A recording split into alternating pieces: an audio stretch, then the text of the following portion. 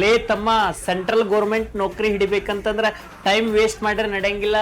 Examinations are bounded with time. ಅಂದ್ರ ಕಡಿಮೆ time ಕೊಟ್ಟಿರ್ತಾರ, ಜಾಸ್ತಿ ಕ್ವಶನ್ಸ್ ಕೊಟ್ಟಿರ್ತಾರ, ಅವುಗಳನ್ನ ಸ್ಮಾರ್ಟ್ ಅಪ್ರೋಚ್ ಉಪಯೋಗ ಮಾಡ್ಕೊಂಡು, ಶಾರ್ಟ್ ಕಟ್ ಉಪಯೋಗ ಮಾಡ್ಕೊಂಡು ಟ್ಯಾಕಲ್ ಮಾಡ್ಬೇಕಾಗ್ತದ. ಇಂಥ ಕ್ವಶನ್ ಒಂದ್ ಸ್ವಲ್ಪ ಬಹಳ ಜಿಗದಾಡಕತ್ತದ. ಇದಕ್ಕೆ ಯಾವ ರೀತಿ ಆನ್ಸರ್ ಬಿಡಿಸ್ಬೇಕು, ಏನ್ ಮಾಡ್ಬೇಕು ಅನ್ನೋದನ್ನ ಫ್ರಾಕ್ಷನ್ ಆಫ್ ಸೆಕೆಂಡ್ ನಾಗ ಹೇಳ್ತೀನಿ ನೋಡ್ರಿ. 19 ಮೂರ್ಲೆ 57 ಆಗ್ತದ. 57 ಗುಣಕ ಆಗಿರ್ಬೇಕು. ಆದ್ರೆ ಇದು ಏನ ಬರ್ಲಿ, ಎಂತ ಬರ್ಲಿ, 1 ಬರ್ಲಿ, 2 ಬರ್ಲಿ, 3 ಬರ್ಲಿ, ಬೆಕ್ಕದ ಬರ್ಲಿ, ಆದ್ರೆ ಅದು ಏನಾಗಿರ್ಬೇಕು, 3ರ ಗುಣಕ ಆಗಿರ್ಬೇಕು, ಇಲ್ಲಾಂದ್ರೆ 19ರ ಗುಣಕ ಆಗಿರ್ಬೇಕು. ಇದು 3 ಕಡ್ತ ಹೋಗಂಗಿಲ್ಲ, ಇದು 3 ಕಡ್ತ ಹೋಗಂಗಿಲ್ಲ, ಇದು 3 ಕಡ್ತ ಹೋಗಂಗಿಲ್ಲ.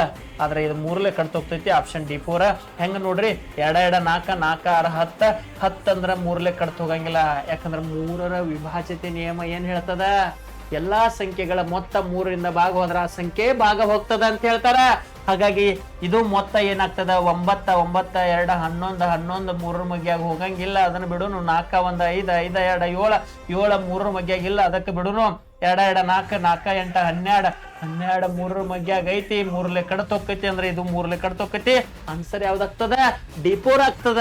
ಅದಕ್ಕ ಇಂಥವ್ ಏನಾದ್ರು ಹೊಸ ಹೊಸ ಕಾನ್ಸೆಪ್ಟ್ ಗಳನ್ನ ಕಲಿಬೇಕಂತಂದ್ರ, ಡೈಮಂಡ್ ಟ್ರಿಕ್ಸ್ ಅನ್ನ ಕಲಿಬೇಕಂತಂದ್ರ ಗ್ಲೋಬಲ್ ಎಜುಕೇಶನ್ ಬನ್ನಟ್ಟಿಯಲ್ಲಿ ಪ್ರಾರಂಭವಾಗ್ತಕ್ಕಂತ SSC ಸಂಬಂಧಪಟ್ಟಂತ ಬ್ಯಾಚ್ ಗಳಿಗೆ ಜಾಯ್ನ್ ಆಗ್ರಿ. ಅಗ್ನಿವೀರಿಗಂತೂ ಹೈಯೆಸ್ಟ್ ರಿಸಲ್ಟ್ ಅನ್ನ ಕರ್ನಾಟಕದಲ್ಲಿ ಕೊಟ್ಟಿರ್ತಕ್ಕಂಥ ಸಂಸ್ಥೆಗೆ ನೀವು ಜಾಯ್ನ್ ಆಗಿ ನಿಮ್ಮ ಕನಸಿನ ನೌಕರಿಯನ್ನ ಸಾಕಾರಗೊಳಿಸ್ಕೊಡ್ರಿ ಅಂತ ನಾನು ಮಾತನ್ನು ಮುಗಿಸ್ತೇನೆ. Thank you. ನಮಸ್ಕಾರ.